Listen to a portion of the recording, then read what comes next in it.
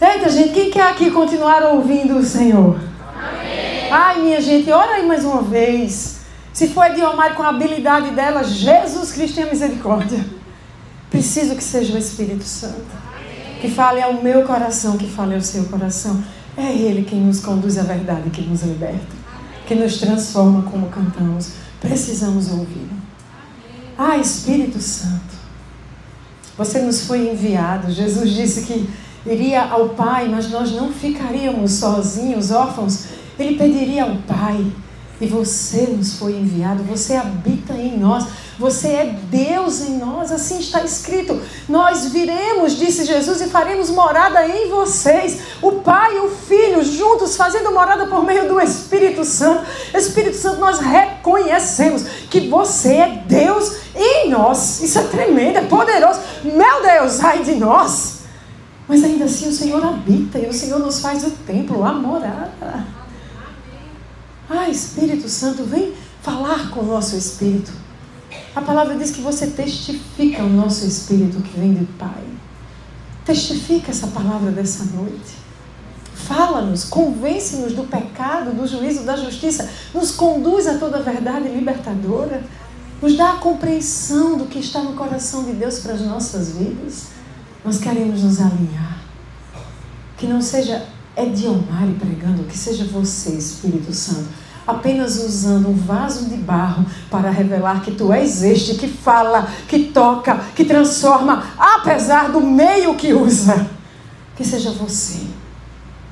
Em nome de Jesus, que nada do que vai ser semeado possa ser roubado pelo inimigo. Pai, levanta-te como um muro de fogo à nossa volta.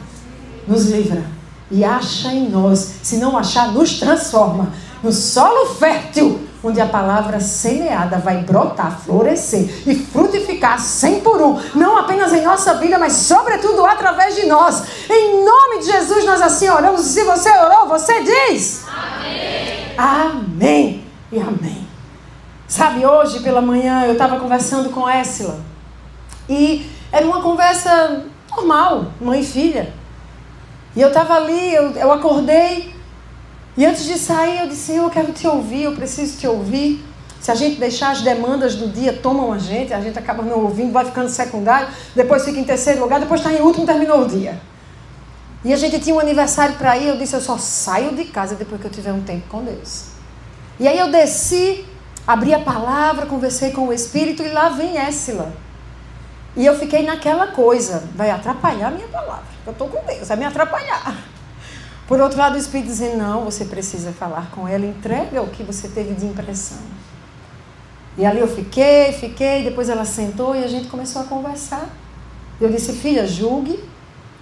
Mas comecei a entregar a ela uma palavra a respeito das lutas dela, das dificuldades que ela mesma enfrenta e que tantas vezes traz um senso de desânimo, de desencorajamento, porque normalmente é luta por cima de batalha. Quem? E aí eu dizia a ela, de repente veio uma palavra que não foi da minha cognição, não foi da minha sabedoria. E a palavra era mais ou menos assim, filha, não é sobre a situação estar resolvida, é sobre a graça capacitadora, que nos faz permanecer em fé, avançando, crendo, sem retroceder, mesmo quando as situações da vida não se resolveram ainda. E ali eu escrevi correndo, eu disse, meu Deus, Deus está me dando a pregação de hoje à noite, que eu ainda não tinha. E a gente saiu para almoçar e quando voltou, eu fui refletir nessa palavra. Eu quero que você venha comigo na segunda carta de Paulo aos Coríntios, no capítulo 12, a partir do verso 1. E para quem está na técnica, eu vou usar a NVT na maior parte do tempo. E 2 Coríntios 12, a partir do verso 1, diz assim, é necessário prosseguir com meus motivos de orgulho, mesmo que isso não me sirva de nada. Vou lhes falar agora das visões e revelações que recebi do Senhor. Conheço um homem em Cristo que há 14 anos foi arrebatado ao terceiro céu. Se foi no corpo ou fora do corpo, não sei. Só Deus o sabe. Aqui, gente, a minha Bíblia de Estudos, NVT, diz assim: Paulo escreve com modéstia. E ele usa a terceira pessoa para falar de si mesmo. E você pergunta, mas por que usar a terceira pessoa? Parece que é outra. Mas a Bíblia de Estudo NVT está explicando, é porque ele está usando ali de modéstia. Mas como é que a gente sabe que foi Paulo que teve aquela experiência? Porque lá no verso 7, a gente vai chegar lá depois, ele começa o verso dizendo assim: ainda que eu tenha recebido revelações tão maravilhosas. Quem é que recebeu? Ele, Paulo. Tá? Estão comigo? Mas veja o nível das revelações e visões. Ele começa o texto dizendo que essa pessoa foi arrebatada ao terceiro céu. Na cultura judaica se usava essa expressão, arrebatada ao terceiro céu, como indicação de que você está em um nível espiritual tal, que você está simplesmente exposto completamente à glória de Deus, em um nível que humanamente você jamais estaria. Paulo está dizendo, eu fui arrebatado a este lugar, o terceiro céu. No reino espiritual é exposto a essa glória do Senhor. E Paulo, ele continua no verso 3 e ele diz, sim, somente Deus sabe se foi no corpo ou fora do corpo, mas eu sei. Eu sei, verso 4, que tal homem, que é ele, foi arrebatado ao paraíso e ouviu coisas tão maravilhosas que não podem ser expressas em palavras, coisas que a nenhum homem é permitido relatar. Da experiência desse homem, eu teria razão de me orgulhar, mas não o farei. Na verdade, minhas fraquezas são minha única razão de orgulho. Para tudo, que coisa paradoxal. Ele começa o texto falando de orgulho, depois ele fala de visões e revelações indizíveis, tamanha profundidade daquilo que ele recebeu, o nível espiritual que o cara está. E aí ele volta e diz, mas quer saber? Eu podia me orgulhar sim, mas se eu for me orgulhar de alguma coisa, vai ser das minhas fraquezas. E aí ele continua no verso 6 e diz, se eu quisesse me orgulhar, não seria insensato fazê-lo, pois eu estaria dizendo a verdade. Mas não o farei, pois não quero que ninguém me dê crédito além do que pode ver em minha vida ou ouvir em minha mensagem. Então ele chega no verso 7. Ainda que eu tenha recebido revelações tão maravilhosas, portanto, para evitar que eu me tornasse arrogante, foi-me dado um espinho na carne, um mensageiro de Satanás, para me atormentar e impedir qualquer arrogância. A NVI diz, para impedir que eu me tornasse, que eu me exaltasse, por causa da grandeza dessas revelações, foi-me dado um espinho na carne, um mensageiro de Satanás para me atormentar. E a Almeida, Revista Corrigida, a versão diz, e para que eu não me exaltasse pelas excelências das revelações, foi-me dado um espinho na carne, a saber, um mensageiro de Satanás para me esbofetear, a fim de eu não me exaltar. Gente, presta atenção nisso, porque Deus falou comigo poderosamente. A gente está falando do cara que esteve no terceiro céu, recebendo revelações e visões que foram indizíveis ao homem.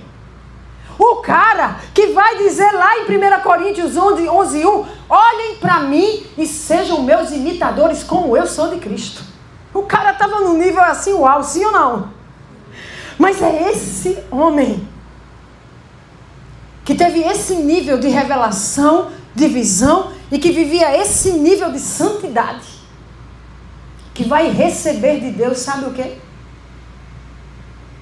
Um mensageiro de Satanás. Sabe o que é que ele ganhou? Em ser imitador de Cristo, de tal maneira a ponto de dizer, olhe para mim porque eu imito Cristo, Cristo na terra sou eu, imitando. Sabe o que é que ele ganhou? Ao ter esse nível espiritual de revelação e visão. A gente ama as patentes, sim ou não? A gente ama ouvir, agora você ganhou uma patente nova, agora você está num novo nível espiritual. Meu querido Paulo estava em um novo nível espiritual há muito tempo. Um nível que talvez a gente nunca chegue em vida. Mas sabe o que é que ele ganha do Senhor? É um mensageiro de Satanás. Algumas versões bíblicas vão dizer para atormentar ele. Para tudo, o homem não está em pecado. O homem não está debaixo de maldição. Mas ele está sob tormento contínuo por um mensageiro de Satanás que foi dado a ele pelo próprio Deus. A versão corrigida é a que eu mais gosto, porque talvez eu seja mais dramática. Ela diz é para te esbofetear. Prepara, viu? Maria. Se tivesse um homem aqui, eu ainda ia dar uma bofetadinha ali de leve. Não, era um perigo. Mas imagine ser esbofeteado. Não me dá ideia, queridos. Não me dá ideia. Um dia eu estou pregando para os jovens, eu dei uma tapa no peito do rapaz que a cadeira virou, ele voou. Porque eu estava empolgada. Tu estava lá, não era, Raíssa? Depois fizeram pecinha, virou meme. Gente, Paulo passa a ser esbofeteado por Satanás. Sem estar vivendo em pecado, nem estar debaixo da maldição. Mas tinha um propósito de Deus. Tem alguém aqui comigo? O propósito do Senhor era para ele não se exaltar ou se tornar arrogante. Sabe o que isso me fala? Quanto mais alto o nível que você vai, quanto mais experiências profundas de revelação, de visão, de acesso ao que o Senhor fala, ao que o Senhor faz, quanto mais intimidade, quanto mais santidade na tua vida, mais você correrá o risco de se tornar soberbo, arrogante e que se autoexalta. E se for preciso, para você não cair nessa armadilha de Satanás, Deus sabe enviar direitinho um mensageiro de Satanás na sataneira de Deus, para você entender que você não é nada sem o Senhor. Eu quero falar sobre exaltação, e eu começo essa pregação falando sobre isso. Exaltação, pelo dicionário, é um substantivo feminino. A origem da palavra que o dicionário me apresenta vem do latim exaltatio, que quer dizer elevar, levantar, engrandecer. O dicionário diz ato ou efeito de exaltar, de elevar a grandeza, de elevar o valor, a importância de algo ou de alguém. Exaltar é como um louvor intenso, um enaltecimento de algo ou alguém, uma glorificação. Mas o próprio dicionário diz, também pode significar orgulho excessivo, presunção, envaidecimento quando aplicado ao comportamento humano. O dicionário não é nem a Bíblia. Exaltar nos Salmos 148, 13. O Senhor diz, louvem todos o nome do Senhor, pois exaltado é o seu nome. E o salmista diz, tua glória está acima da terra e dos céus. A glória de quem, amados? O nome de quem? Quando a gente vê esse texto, o dicionário bíblico de Strong vai pegar essa palavra exaltado e ele traz de uma raiz primitiva hebraica chamada sagab, que quer dizer estar elevado, estar inacessivelmente alto, estar muito alto para além do natural. Mas existe uma outra palavra hebraica que aparece para exaltado, usado no Salmo 34:3. Veja o que o salmista fala neste salmo, é um convite. Venham, proclamemos a grandeza do Senhor. A grandeza do Senhor. Juntos exaltemos o seu nome. Exaltemos o seu nome. E aí a palavra hebraica usada aqui para esse exaltemos vem de uma raiz primitiva chamada rum, que também quer dizer erguer, levantar, ser elevado, ser exaltado, colocar acima e em evidência. No Salmo 107, aqui eu podia usar os salmos, gente, seriam diversas as indicações para vocês, não dá tempo na pregação. Mas no Salmo 107 ele é muito interessante, porque ele começa no verso 1 dizendo: deem graças ao Senhor, porque Ele é bom, seu amor dura para sempre. Agradeçam, esse Deus é bom, apesar das circunstâncias, apesar dos mensageiros de Satanás nas nossas vidas, Ele continua sendo bom. Então deem graças, porque Ele ama vocês, e o amor dele dura para sempre. E aí esse Salmo 107 tem 4 versículos que se repetem. Versículo 8, versículo 15, versículo 21, versículo 31. Eles dizem a mesma coisa. Louvem o Senhor por seu grande amor e pelas maravilhas que fez pela humanidade. Mas quando ele termina essa série de 4 versículos que se repetem, ele termina com o verso 32, que diz: o exaltem em público, diante da comunidade e dos líderes do povo. Porque ele merece ser exaltado?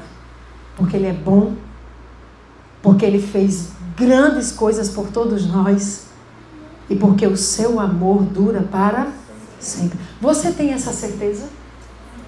Ou você julga e mede o amor de Deus porque o seu filho nunca caiu, bateu a cabeça e foi para o hospital? Ou você julga e mede o amor de Deus porque você nunca precisou passar por nenhum aperto?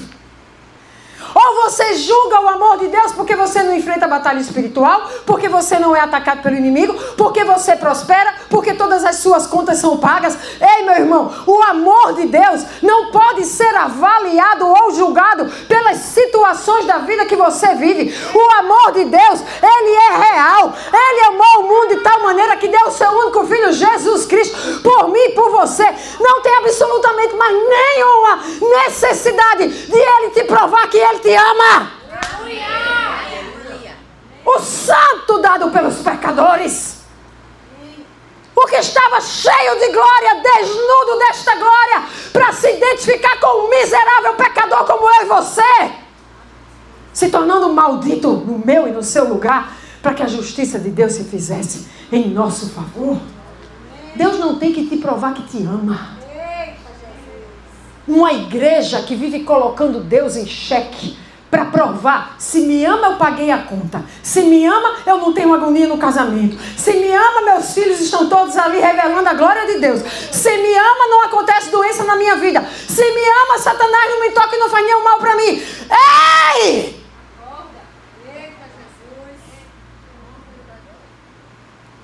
Este não é o evangelho de Jesus Cristo.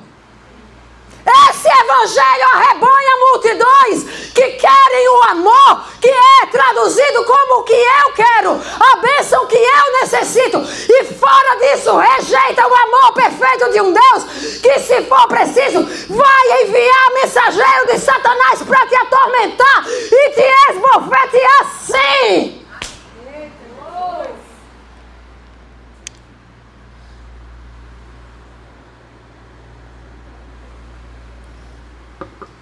Mas onde houver alguém que entende o evangelho,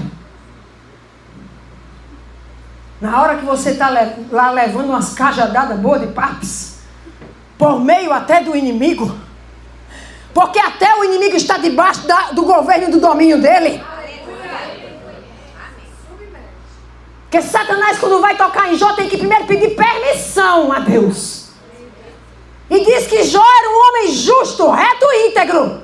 E Deus não poupou. Poupou a vida. Nele você não mata. Mas o caba sofreu. O pão que o diabo amassou.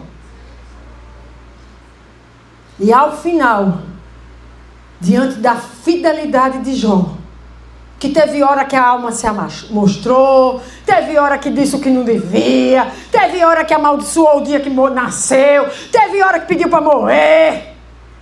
E eu não sei se eu não teria feito o mesmo se eu estivesse sentada com tumores pelo meu corpo inteiro, me coçando com um caco de telha, tamanha agonia e dor. Mas é esse homem que no final da vida vai dizer ao Senhor, sem nada ter mudado: meu Deus, eu me arrependo na cinza e no pó, porque falei do que eu não conhecia e não entendia.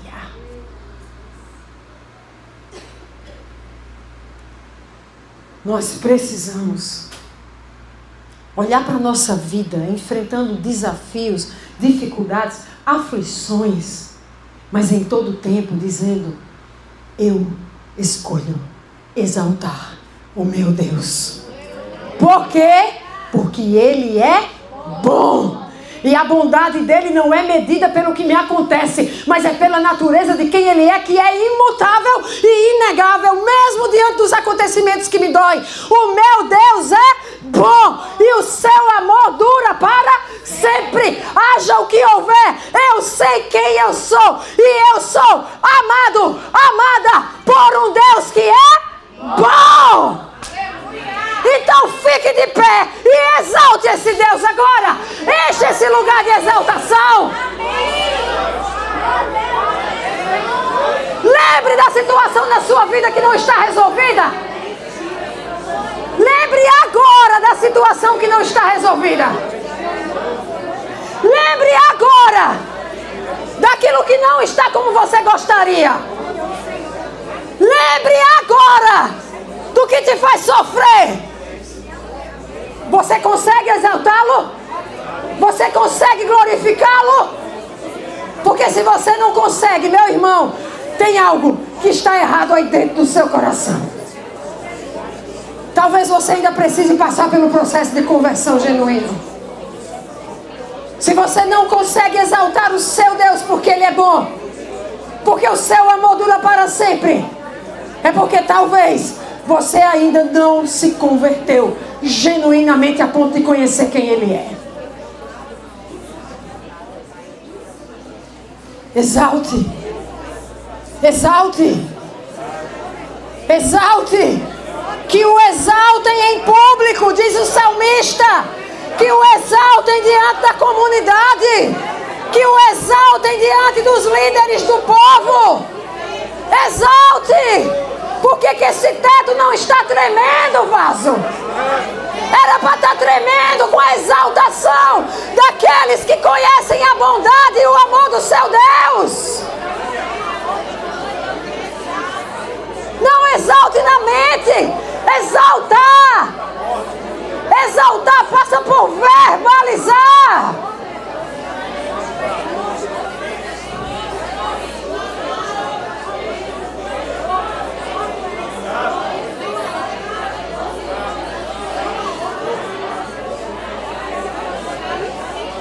Abrimos a boca tanto para murmurar, tanto para questionar, tanto para apresentar nossas insatisfações e sofrimento. Exalte-o, exalte-o, engrandeça o nome dEle, eleve o nome dEle sobre essa situação que você está vivendo e diga: Senhor, Tu és bom, Tu és simplesmente bom. Oh, o Teu amor é incessante e dura para sempre. Eu sou a Tua amada, Tu és o meu amado. Ah, Senhor, eu te exalto, eu te louvo, eu te glorifico, eu te bendigo.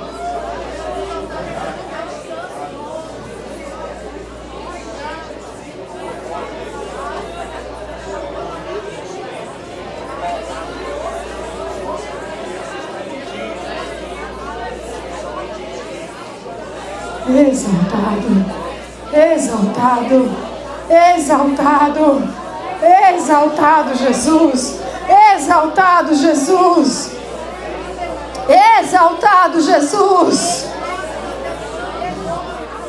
exaltado por Tua bondade, exaltado por Tua graça em meu favor, exaltado por Tua misericórdia, exaltado por Tua bênção, exaltado até mesmo pelas dores, sofrimentos, dificuldades, obstáculos. Nós Te exaltamos, Jesus, por causa do Teu amor por nós. seja exaltado. Aleluia. Pode sentar. Por que foi tão difícil para alguns? Por que, amados?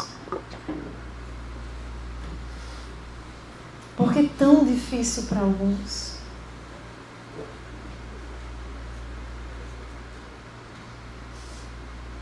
Porque Jesus fez por mim e por você.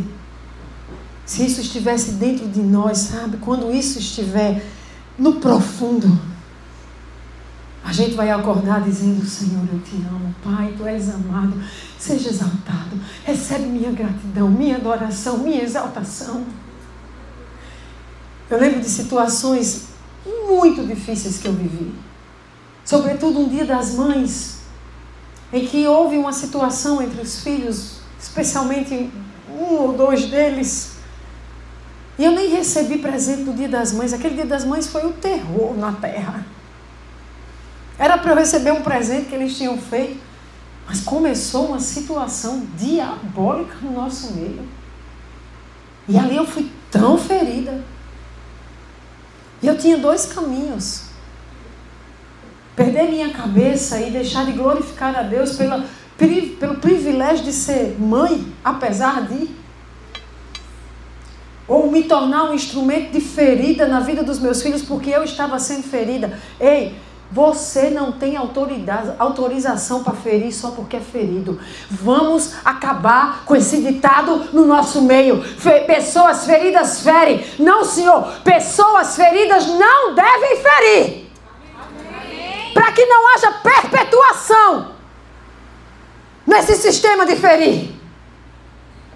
Pessoas feridas precisam buscar cura para não estar ferindo os outros. Amém? Então nunca mais use essa expressão: a bichinha feriu porque fere, o bichinho feriu porque fere. Nada disso. Isso não é bíblico. Isso não revela o evangelho que nos transforma e que cantamos aqui.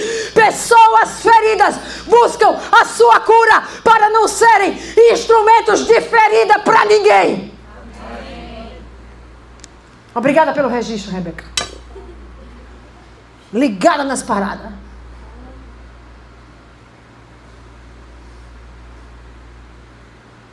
Mas voltando a um alerta, amados, para que não nos exaltemos a nós mesmos. Porque lembram que lá no dicionário diz que exaltação pode significar orgulho excessivo, presunção e envaidecimento quando aplicada ao comportamento humano. Olha, sabe o que é que diz Filipenses 2, dos versos 5 a 9? Olha o que a palavra... Prepare-se, querido, para uma surra de Bíblia. Daquela que o cajado vem te arrebentar. Mas te transforma, se você der lugar.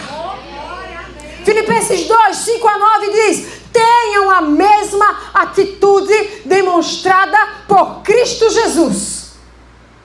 Porque embora sendo Deus, não considerou ser igual a Deus, não considerou que ser igual a Deus fosse algo a que devesse se apegar.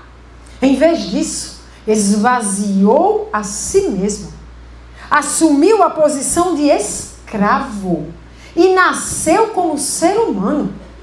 Quando veio em forma humana, humilhou-se e foi obediente até a morte, e morte de cruz.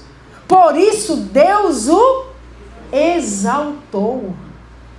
Outras versões vão dizer Deus o elevou. É a mesma palavra, a raiz permite as duas traduções.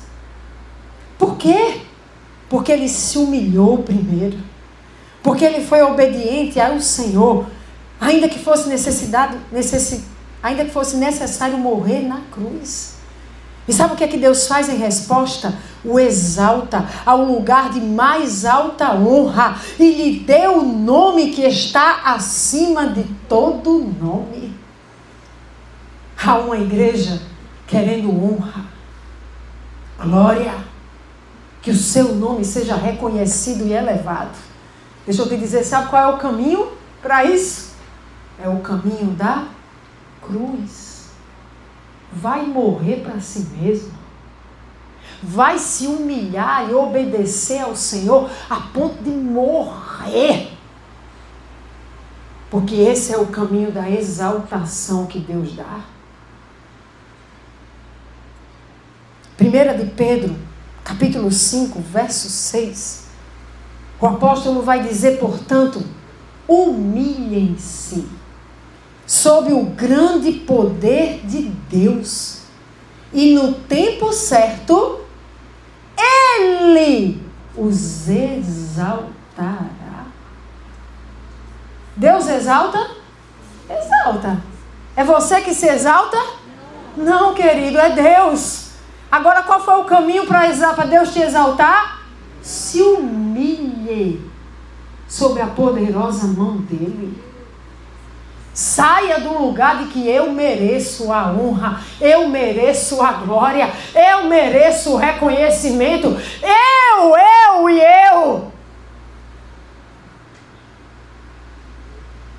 Jesus usa duas parábolas, para declarar, sabe o quê? Olha as palavras que vai sair da boca de Jesus. Pois os que se exaltam serão humilhados. E os que se humilham serão exaltados. Ele usa isso em Lucas 14, 11. Na verdade, o contexto de Lucas, ele está falando sobre um banquete de casamento, tem uma mesa de jantar. Vou resumir aqui por causa do tempo. E Jesus vai dizer assim, está tendo um banquete, a mesa está posta. Aí ele diz, tu chegou lá, meu amigo, não senta no lugar de honra da mesa não. Sabe por quê? Porque se tu sentar lá e o anfitrião chegar e disser assim, por favor, licença, que chegou outro que é o lugar dele. Tu vai passar vergonha, criatura. Aí ele diz, senta no lugar lá, bem humildezinho no teu cantinho. Porque aí sim, o anfitrião vai te ver e vai dizer, querido, venha cá para esse lugar de honra. E você é honrado e exaltado. Mas se humilha primeiro. Depois Jesus vai, eu amo essa parábola, que está lá em Lucas 18. Coloque aí a partir do verso 9. Venham comigo. Olha o que diz o texto. Em seguida, Jesus contou a seguinte parábola para aqueles que confiavam em sua própria justiça. Prepara o lombo, vaso. Aqueles que confiavam na sua justiça e desprezavam os demais. Jesus diz, 2 homens foram ao templo para orar. Um deles era fariseu, era o cara que entendia de lei, gente. O cara era estudioso. Os fariseus, eles eram os tops no padrão humano. Porque para eles, Jesus disse, ai de vós, fariseus, sepulcros caiados, cheios de podridão por dentro, mas belos por fora. Ai de vocês! Mas um era fariseu, está lá no templo, no mesmo lugar que tinha o outro, que era cobrador de imposto. E o cobrador de imposto era visto assim pelos judeus: traidor, está do lado de Roma, nos cobrando, tirando o que a gente tem. E aí, esses 2 homens estão orando. Olha o que Jesus conta. O fariseu está em pé. E essa era uma postura de quem diz assim, estou aqui firme. E ele em oração começa a dizer, eu te agradeço, Deus, porque não sou como as demais pessoas. Humilde era ele. Eu não sou como as demais, desonestas, pecadoras, adúlteras. Com certeza, não sou como aquele cobrador de impostos. Eu jejuo 2 vezes por semana. Eu dou o dízimo de tudo que eu ganho. Essa era a oração do fariseu. Mas Jesus continua. O cobrador de impostos ficou à distância. Ele não tinha coragem nem de levantar os olhos para o céu enquanto orava. Ele conhecia tanto a miséria dele, as debilidades dele, a fragilidade dele. Meu Deus, ele conhecia tanto quem ele era, que ele está ali constrangido, ele nem consegue levantar os olhos para o céu. E ele ora. E sabe o que ele faz? Ele bate no peito, isso é um costume no Oriente, você vai ver muito nos doramas, eles batendo no peito quando estão dizendo, ai, que situação terrível, ai, meu Deus, miserável, desgraçado. Ele bate no peito e ele diz assim, Deus, tem misericórdia de mim, porque eu sou pecador. Olha a única oração dele, tem misericórdia de mim. Eu sou um pecador. E Jesus diz, eu lhes digo, que foi o cobrador de impostos, e não o fariseu, quem voltou para casa justificado diante de Deus. É depois da parábola que Jesus repete, pois aqueles que se exaltam serão humilhados, e os que se humilham serão exaltados. Amados, cuidado como você julga e critica o outro. Isso pode revelar o seu orgulho e a sua soberba. Cuidado quando da sua boca sai tanta crítica às pessoas. Aquele é o vil pecador, aquele é um desonesto, aquele ali afasta, não pode ficar perto. Olha a vida, aquele ali, esse aqui não. Aquele é desprezível. Afasta de mim, Senhor, esse pecador aí.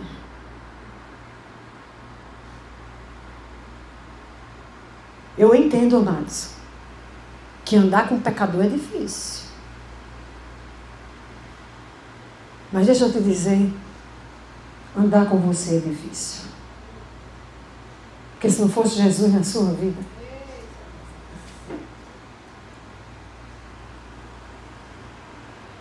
Paulo, na sua carta aos Romanos, no capítulo 3, a partir do verso 9, olhem que palavra dura. Verso 9, pois bem, devemos concluir que nós judeus somos melhores que os outros? Paulo começa esse texto fazendo essa pergunta. A gente conclui que o povo de Deus é melhor do que os outros? Aí ele diz, não, de maneira nenhuma. Pois já mostramos que todos, diga comigo, todos. Diga todos. Todos. Todos. Paulo está dizendo, não tem exceção. Todos. Judeus ou gentios. Povo de Deus ou os que não são. Paulo diz, todos estão sob o poder do pecado. Como afirmam as Escrituras, ninguém é justo, nem um sequer. Nem você, que está se achando aí porque jejua, ora e tem visão e revelação.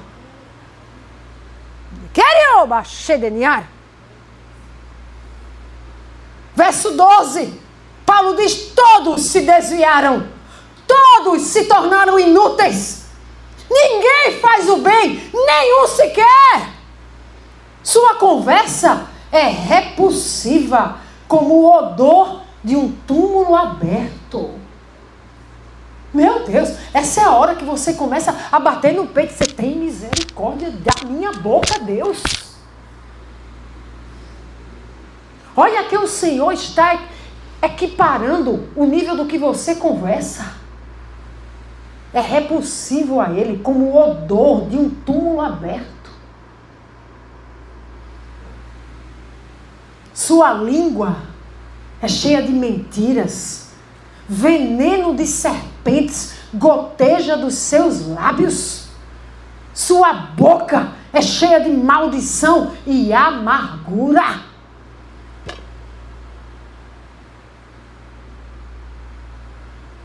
No verso 16, por onde passam, deixam destruição e sofrimento.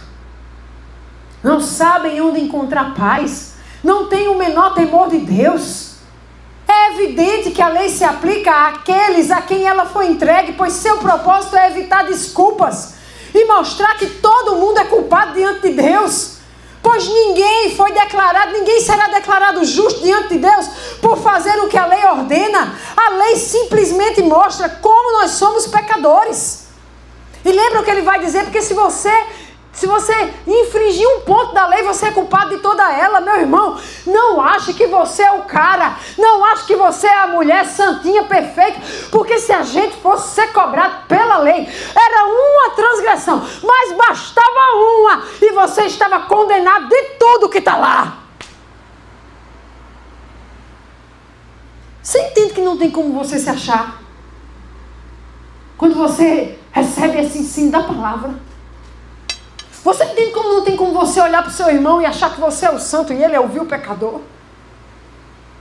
Alguém está conseguindo entender isso aqui, pelo amor de Jesusinho? Então no verso 21, Paulo vai dizer agora, porém, conforme prometido na lei de Moisés e nos profetas, Deus nos mostrou que somos declarados justos diante dele, sem as exigências da lei. Nós somos declarados justos por meio da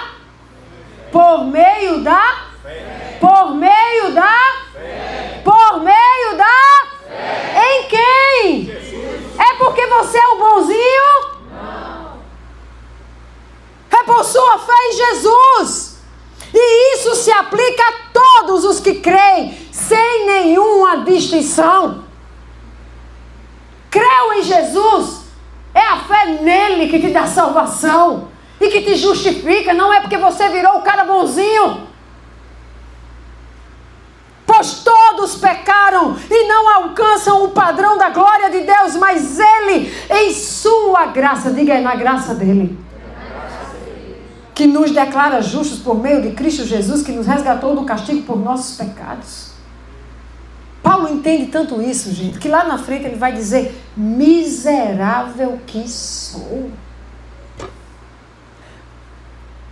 Cuidado, meu irmão, minha irmã. Lembre-se desse texto quando você estiver na roda daqueles que escarnecem, daqueles que difamam os outros, daqueles que condenam os outros, daqueles que acusam os outros. Lembre-se disso quando você estiver na roda daqueles que jejuam, que oram, que têm revelação, que têm visão, mas que abrem a sua boca para criticar o outro, para apontar o outro, para difamar o outro, para, diminuir o outro. Lembre-se disso quando você estiver nesse tipo de roda e diga: irmão, cale-se e vamos orar, porque se não fosse Jesus, eu e este que você fala, estaríamos condenados ao inferno e à morte eterna.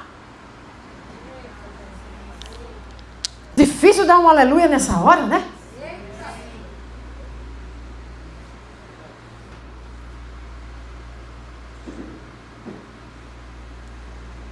Cuidado, amados, quando as conversas estão em torno do pecado do outro. Tenha cuidado, meu querido.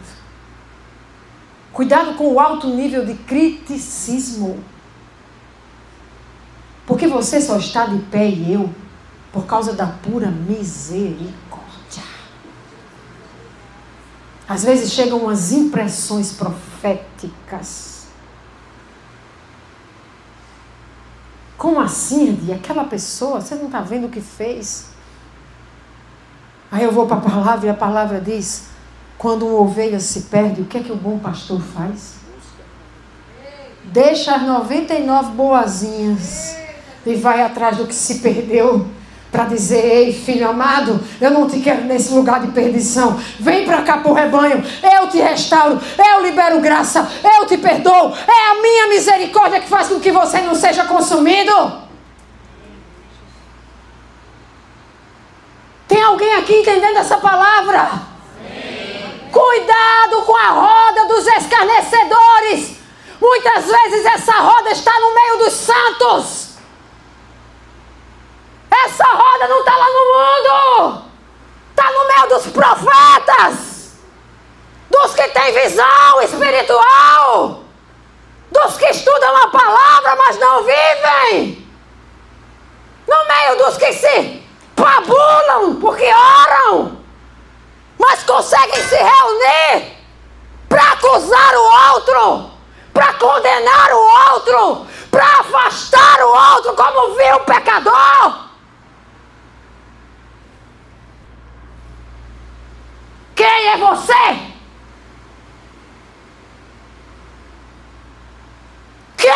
você para difamar a noiva de Jesus.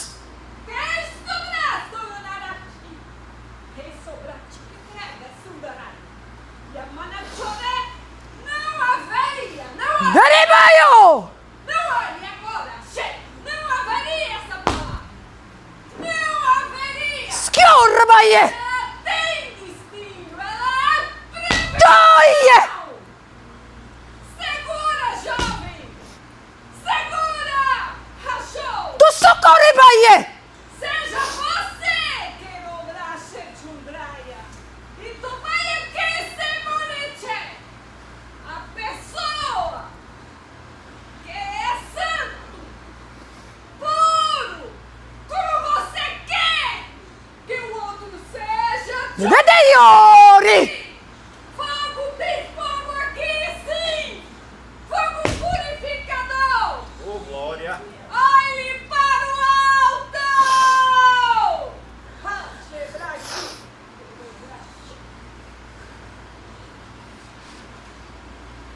Liga Maria Joia! Ou você acha que vai difamar a noiva do Cordeiro?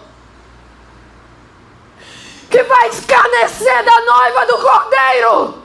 E vai ficar impune? Porque a palavra diz que você vai dar conta da sua palavra que sai da sua boca, de toda ela.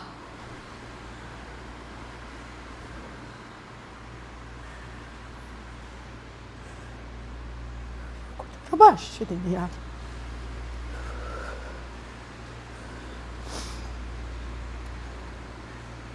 Quando estiver no lugar de juiz do outro, se achando santo e apontando para o pecador, afasta ele de mim. Vá para a cruz, bata no peito e diga: Senhor, miserável que sou.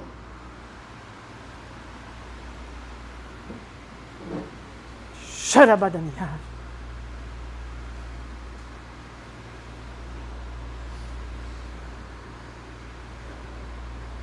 Porque é pela graça, meu irmão. E sabe o que a palavra diz? Que é onde abunda o pecado, que superabunda a graça.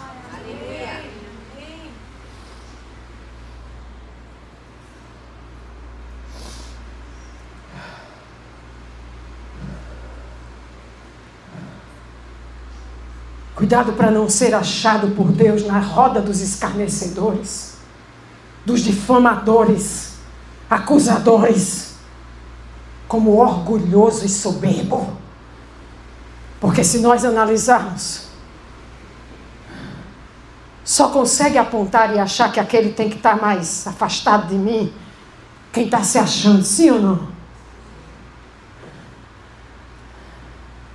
Tem algo de um pecado, de vaidade, orgulho e soberba, quando nos colocamos no altar do julgamento do outro. Mas o Senhor diz: quem te fez juiz do outro? Como ousa apontar para a trave que está no olho daquele quando tem uma enorme no teu?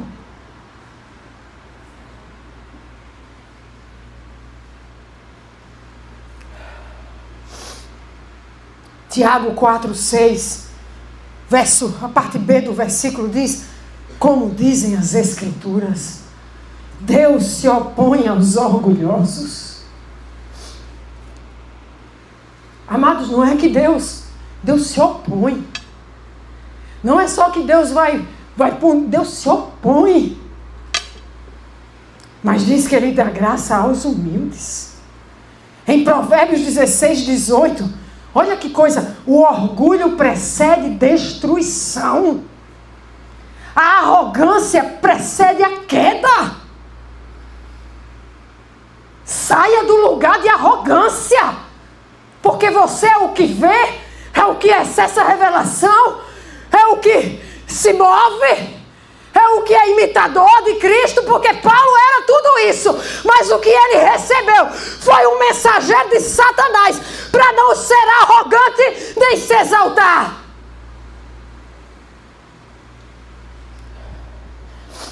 Provérbios 16, 18, ou melhor, 18, 12. A arrogância precede a destruição. A humildade precede a honra.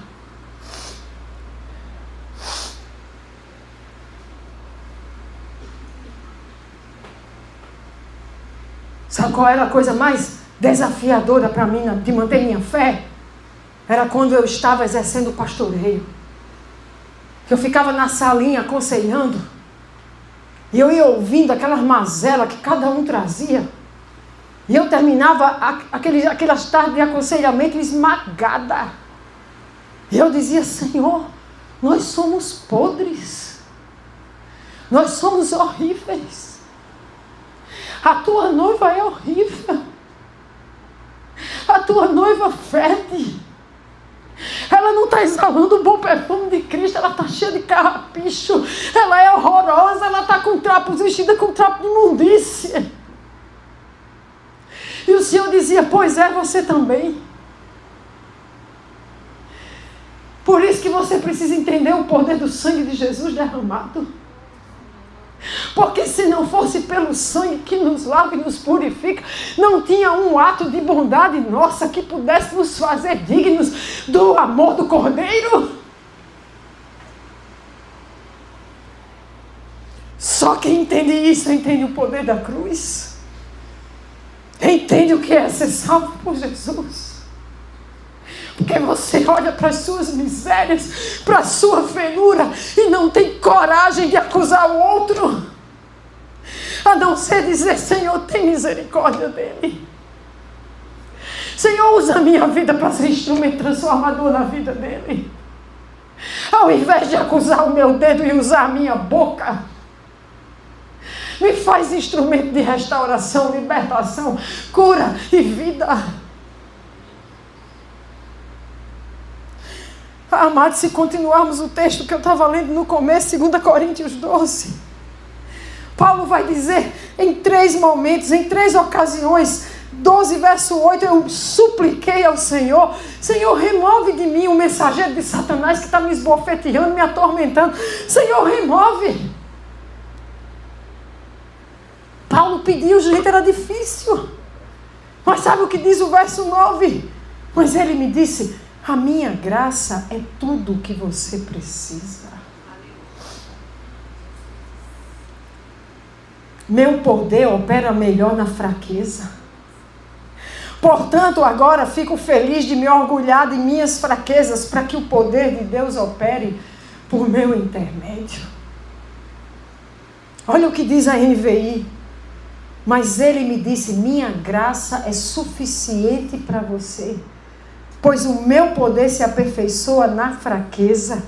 E Paulo diz: portanto eu me gloriarei ainda mais alegremente em minhas fraquezas, para que o poder de Cristo repouse em mim. A Revista Corrigida diz: a minha graça te basta, porque o meu poder se aperfeiçoa na fraqueza. Então, de boa vontade, eu me gloriarei nas minhas fraquezas, para que em mim habite o poder de Cristo. Diga para a pessoa do seu lado assim: as situações podem não mudar, e você pode continuar sendo esse miserável pecador, carente da graça. Mas sabe o que te basta? É a graça do Senhor. Porque o poder dele vai se aperfeiçoar na sua fraqueza.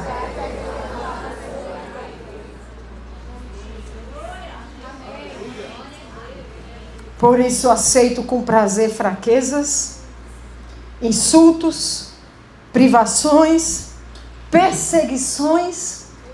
E Paulo diz: aflições. Oi!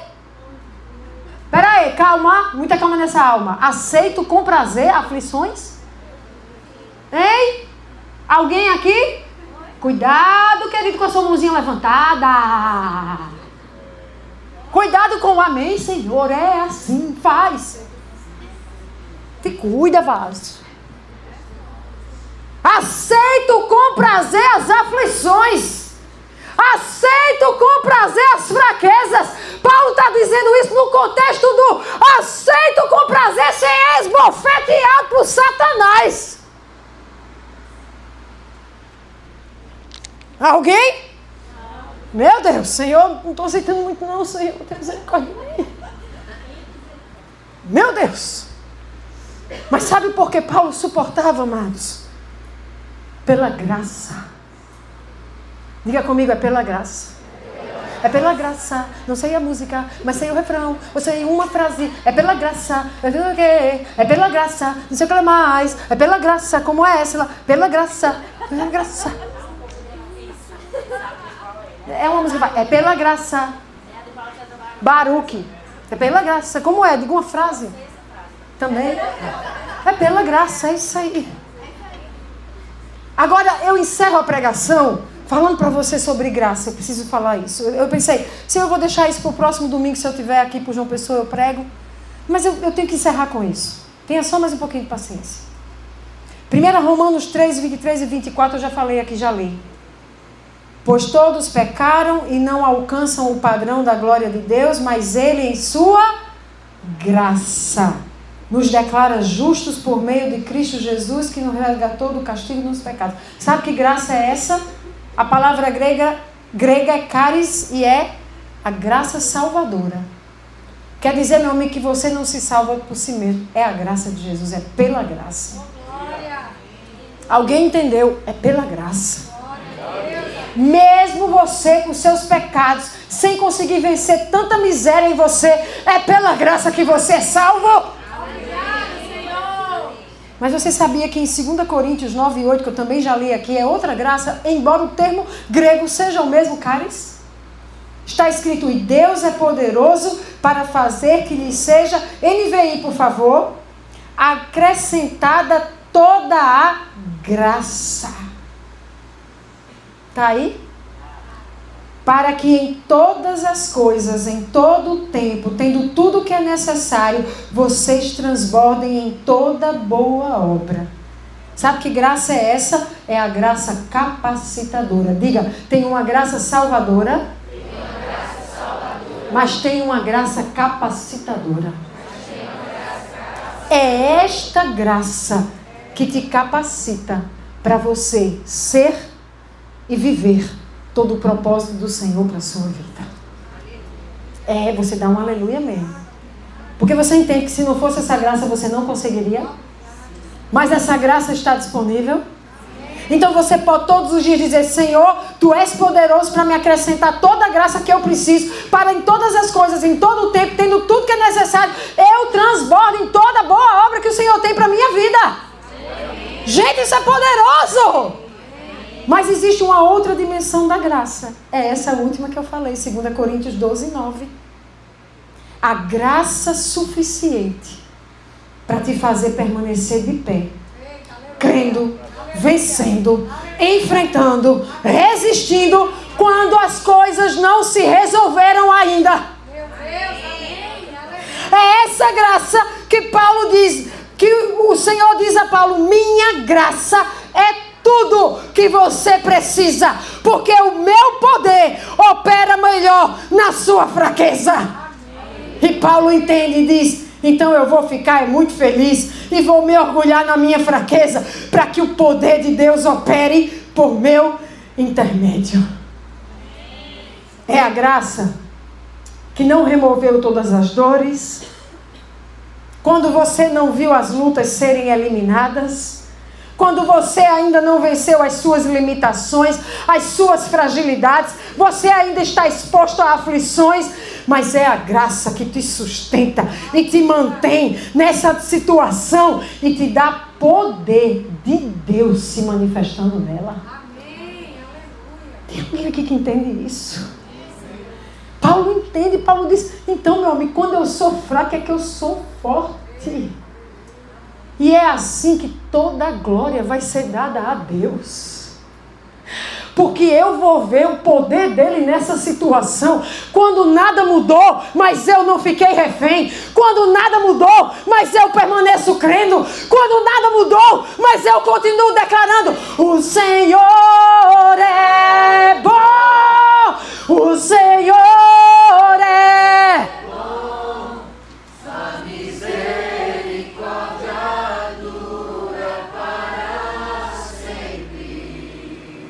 Sabe quando eu estava falando do Dia das Mães? Eu viajei na maionese, perdi o que eu estava dizendo, já fui para outra coisa. Aí me lembrei agora que eu nem terminei. Naquele Dia das Mães, a minha decisão foi me afastar daquilo que me feria. E eu saí descalça pelo condomínio. E tudo que eu fazia chorando era cantar: bendirei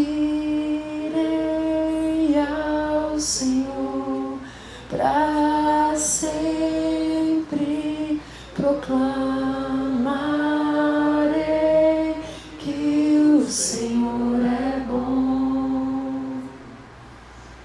Porque Ele é. Glória a Deus. E se a gente praticar mais isso, a gente não vai ficar preso nas dificuldades, nas dores, nos sofrimentos, nas fraquezas, nas situações que revelam a nossa fraqueza, a nossa miséria. Muito menos a miséria e a fraqueza do outro. Mas a gente vai ser revestido com o sentimento de que o Senhor, que é bom, nos ama para sempre. Nas nossas misérias e fraquezas, Ele também ama o tal vil pecador que você aponta. Apesar das misérias e fraquezas dele. E como te ama e ama Ele, Ele vem e aperfeiçoa poder nessa fraqueza. É por isso que aquele que está preso no vício pode ter esperança de que vai vencer. É por isso que aquele que ainda tem medo ou não conseguiu vencer situações da vida pode ter esperança de que será forte e corajoso. É por isso que aquele que tem ansiedade ou que tem uma tendência ao pessimismo, à opressão, a se render pela opressão, pode se erguer e dizer: não, o meu Deus pode transformar esta situação. Ele é bom e Ele me ama. Aí o mundo não entende. Esses caras são loucos, não estão entendendo nada. O crente que vai amadurecendo, amados, ele consegue pegar 2 Coríntios 4, 7. E ele traz isso para a sua realidade, para a realidade do outro com quem ele se relaciona. Sabe o que diz 2 Coríntios 4, 7? Agora nós mesmos somos como vasos frágeis de barro, que contém esse grande tesouro, é o Espírito Santo em nós. Assim, fica evidente que esse grande poder vem de Deus e não de nós. E se você continuar lendo, você vai ver que o texto vai dizer: para que a glória seja dele. Sabe quem é você, meu amado? Um vaso de barro. Como é que você olha para o outro achando que você é o... Como? Quando você chegar em frente ao espelho, usa a imaginação santificada e diz: eu sou um vaso de barro. Agora, sabe o que é que tem dentro desse vaso de barro? É o poder de Deus que se aperfeiçoa na sua fraqueza. Para que a glória seja dele e não sua. A graça que me salva e que salva o pecador que você costuma julgar e condenar é a mesma que me sustenta quando a vida me pressiona e sustenta aquele pecador para vencer o pecado. É essa graça que nos capacita a permanecer quando nada foi resolvido ainda, mas que revela o poder do Deus que nos fortalece na nossa fraqueza, para que seja conhecido em sua grande glória e majestade.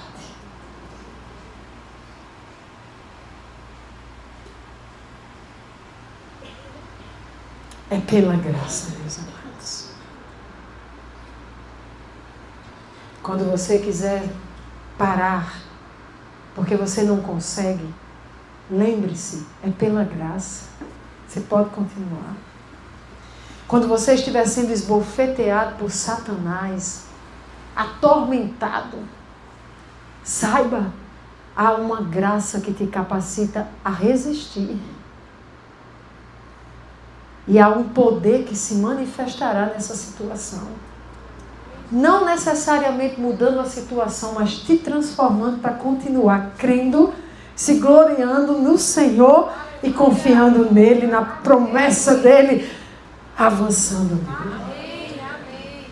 E quando, sobretudo, você quiser julgar o outro, olhe para você e diga: é pela graça e misericórdia que eu estou aqui. Eu exercerei graça e misericórdia na vida do outro.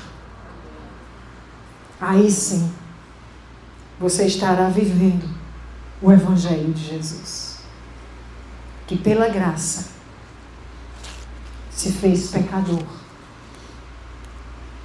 no meu e no seu lugar. Ele não pecou, mas ele se colocou neste lugar de maldito, para dizer assim: não é sobre o que vocês vão conseguir fazer, é sobre o meu amor e a minha graça em seu favor. Ele se faz maldito para nós nos tornarmos a justiça de Deus nele. E para assim acessarmos a graça que salva, que capacita e que nos faz resistir apesar das circunstâncias. É pela graça. Vamos orar.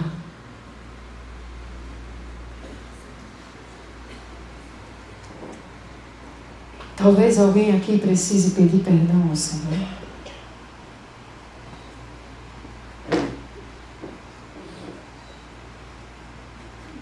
Você já usou sua boca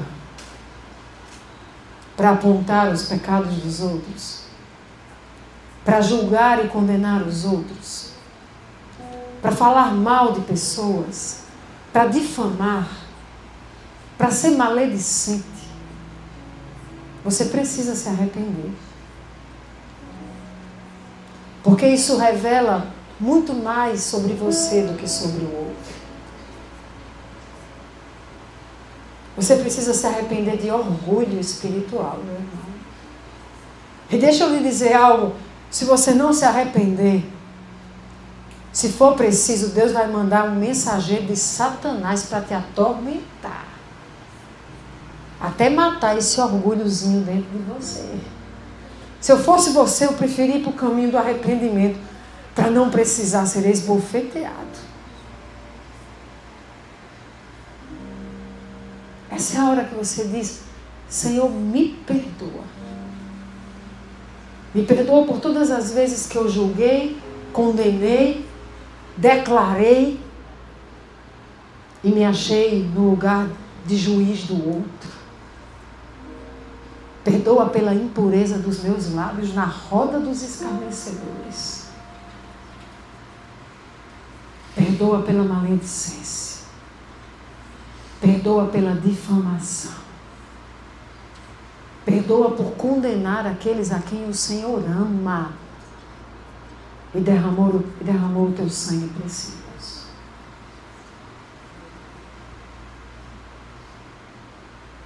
Mas se há um arrependimento genuíno, também receba o perdão nessa noite. E do jeito que você confessou, diga: mas eu me aproprio do perdão. Eu não sou orgulhoso, soberbo, maledicente, difamador, acusador. Isto não me define. Eu sou alcançado pela graça, misericórdia, amor e favor do Pai. E é por isso que eu não fui consumido. E eu sou aquele que amará e será gracioso, misericordioso e liberará favor e graça. Essa é a hora que você se veste com vestes de humildade e se humilha, dizendo: Jesus, ai de mim, mas obrigada, porque em Ti eu posso.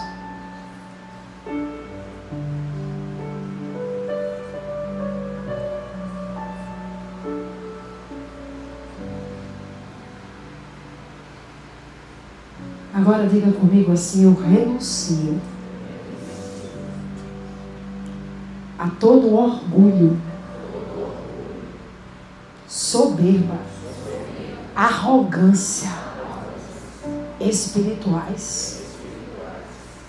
Eu renuncio ao lugar de juiz dos meus irmãos.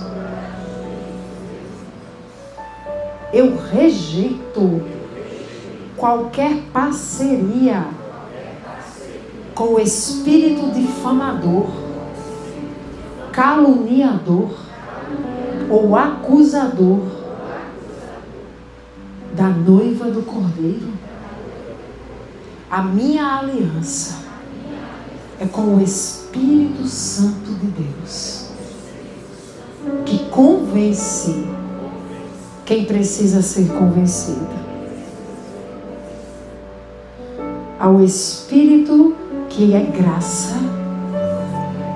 que capacita para vencer o pecado. Ao Espírito que é o poder de Deus para nos transformar, apesar das nossas misérias. Diga: a minha aliança é com o Espírito Santo. Toda justiça própria eu rejeito agora. E eu declaro que é por causa de Jesus que eu posso permanecer de pé. Senhor Jesus, me dê o seu coração para aqueles a quem eu julgo pecadores. E que eu me torne um intercessor que os ama e que é instrumento abençoador para que eles sejam libertos, restaurados e transformados. Assim te oro, Jesus.